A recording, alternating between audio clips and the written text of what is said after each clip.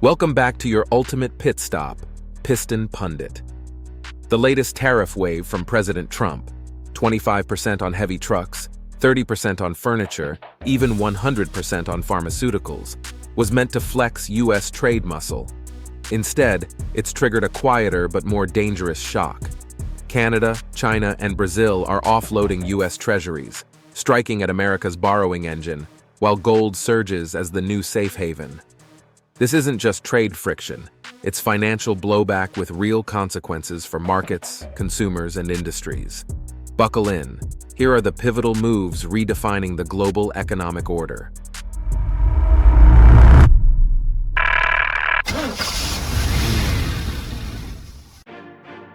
America's debt engine, the hidden superpower under strain. For decades, the U.S. didn't need to dominate every trade fight to win the economic war. Its true advantage was the ability to borrow massively and cheaply. From less than $1 trillion in 1980 to more than $35 trillion today, debt piled up while investors kept buying treasuries, treating them as the safest collateral on earth. Foreign central banks, pension funds, and insurers snapped them up, enabling Washington to fund tax cuts, stimulus, and even wars without facing the brutal borrowing limits other nations endure. This delicate balance relied on two essentials: trust and liquidity. Treasuries only worked as the world's anchor asset so long as America's rules looked stable. But politics can rattle that faith. Tariff shocks, sanctions, or debt ceiling standoffs all inject risk. When confidence wavers, even small portfolio shifts can send yields higher, raising costs on mortgages, auto loans, and business credit. That's why today's foreign sell-offs matter. They target the quiet engine that powered U.S. growth for decades. And once that engine stumbles, tariffs become more than a trade tool. They become a financial accelerant, pushing us straight into the next shockwave. The tariff shock, from make them pay to they sold our debt. Tariffs make headlines with podium speeches and product lists, but the retaliation that truly stings often happens quietly in financial markets. In early 2025, Trump's sweeping tariff package slapped a baseline 10% on most imports, with steeper reciprocal rates targeting Canada, Brazil, and China. Sold at home as a fast track to reshoring jobs, the real outcome was more tangled: higher costs for U.S. manufacturers, snarled supply chains, and a new kind of counterattack.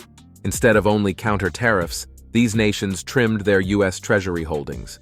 For Washington, that's no minor shuffle. Canada, once the dependable ally, China, the surplus recycler, and Brazil, the commodity heavyweight, all sent the same message: weaponize trade, and finance can strike back. A coordinated pullback drives Treasury yields higher, which filters into pricier corporate borrowing and costlier car loans. For the auto industry, that's a double hit: tariff-driven input inflation plus higher financing. The lesson is blunt: America's partners can make it pay quietly every month.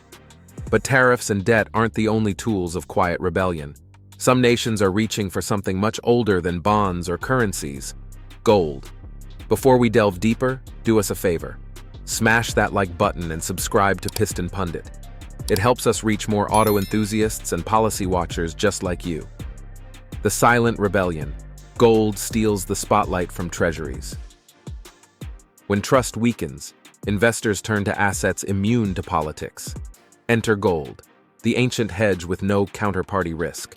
Since 2022, central banks have been buying at multi-decade highs, and by 2025, gold prices smashed records. For the first time in decades, some official reserves now hold more gold than U.S. Treasuries. That's not just a price spike, it's a structural shift.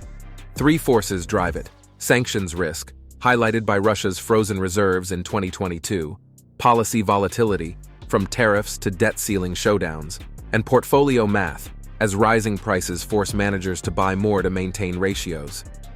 Private flows add momentum, with ETFs, retail bars, and miners all rallying alongside.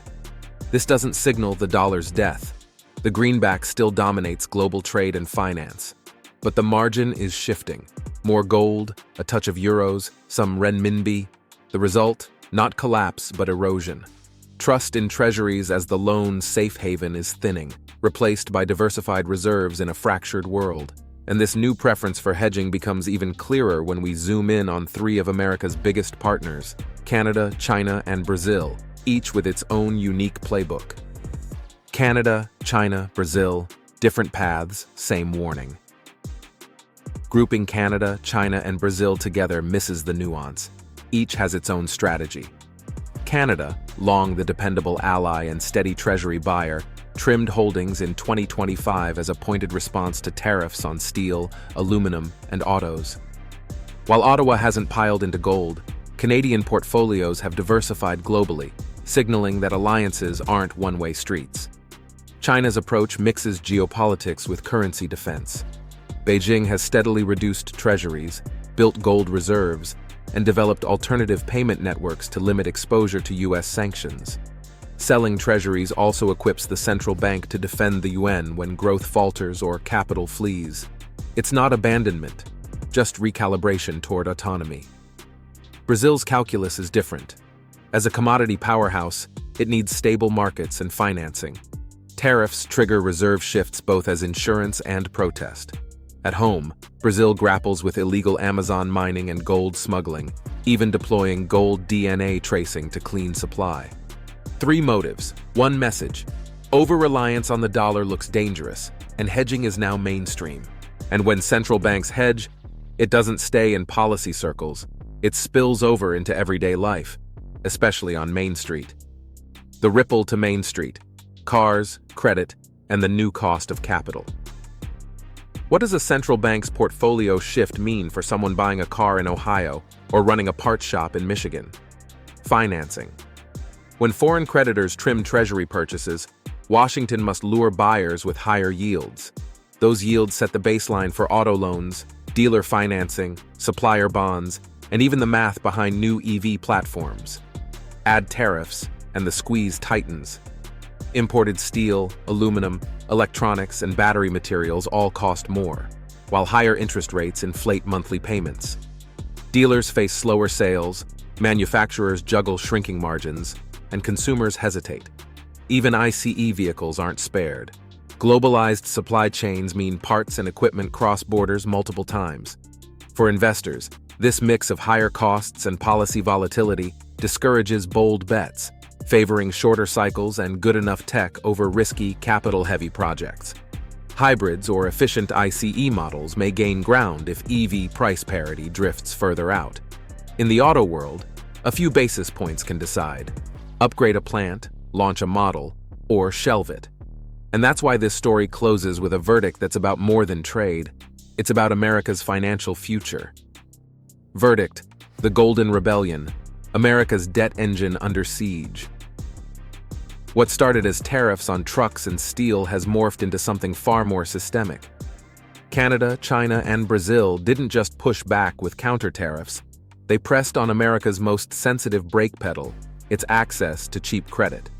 At the same time, gold has roared to record highs, overtaking treasuries in some central bank portfolios for the first time in decades. Trump's tariff play, meant to fortify America, may ironically accelerate the weakening of the dollar's dominance. The real question isn't whether jobs return, it's whether America's partners will keep funding Washington's endless borrowing. This quiet rebellion is unfolding one treasury sale, one gold purchase at a time. Whether the U.S. recalibrates or clings to the old order will define the road ahead. Now, we'd love to hear from you. Do you think America can keep financing cheap credit while tariffs shake global trust? Will gold really dethrone treasuries as the go-to safe asset? And closer to home, how do you see these shifts affecting car prices and financing in the next few years? If you found this breakdown useful, don't forget to subscribe to Piston Pundit and ring the bell so you're first in line for our next vehicle update and global auto industry deep dive. Share your thoughts and experiences in the comments. We'll be reading them all. Thanks for watching and see you next time.